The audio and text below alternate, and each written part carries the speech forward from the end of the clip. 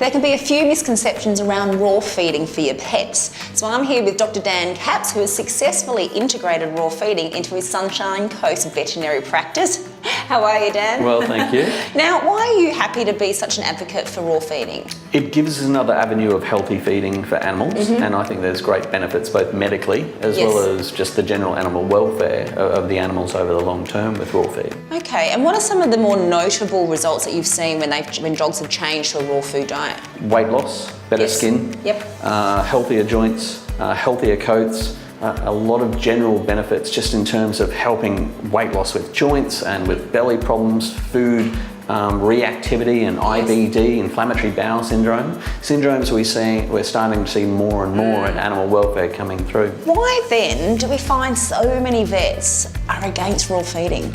I think it's lack of education and training. At university, in my era, we really only received about one lecture on small animal nutrition. And so vets going out into the workforce and into their first jobs, and they may be influenced by corporate groups and their bosses, what they think and what they sell and what they want to promote. Yes. And for me, it's also about lack of confidence, that they haven't seen the years and years of history behind a product that gives happy, healthy dogs and the benefits over the long term. Okay, and do you see a bit of a shift happening? We do. I think there's a great shift happening. And it's not polarising shift. I think people are starting to use combinations of foods and integrate it into every practice and through most stores as well. And so based on your experience, what would be your advice for someone that's wanting to consider raw feeding? Have a chat with a veterinary clinic and veterinary staff, even just on reception, and allow them to guide you and ask the right questions. Tell them the history about your puppy dog, any concerns that you might have.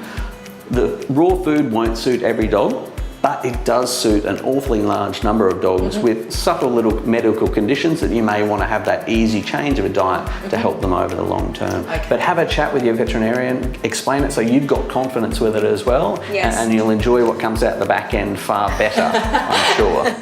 Now, are there also some specific, things we need to look at when choosing a raw food brand? Because it's not everything's equal, is it? With any food brand, I always say don't let your little one be the guinea pig for a new brand coming out. Go to something with 18 years of history where they've had entire lifespans of dogs and cats coming through and with having no problems whatsoever and with huge safety, and that's what you want to look for, is that 18 years of history. Yes, we know Big Dog's been around for that long, so if you'd like to find out more about their range, you can visit the Big Dog website. You can also visit Pooches At to find out more about raw feeding. But before I let you go, Dan, Kevin's very relaxed. Kevin is very relaxed, and that's because Kevin, I hear, has got something special. He's got his own cologne range, hasn't he? He does have his own cologne range, yes. Tell us how that came about. Kevin is a bit of a celebrity around the clinic. He's been trained to go into patients that don't like being on their own and to keep them company and keep them happy and just to run around and keep that atmosphere around the clinic. So he's also been a blood donor,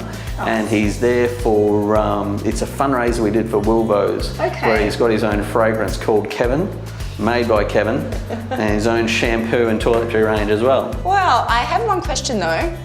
Does it smell like Kevin? Definitely does not.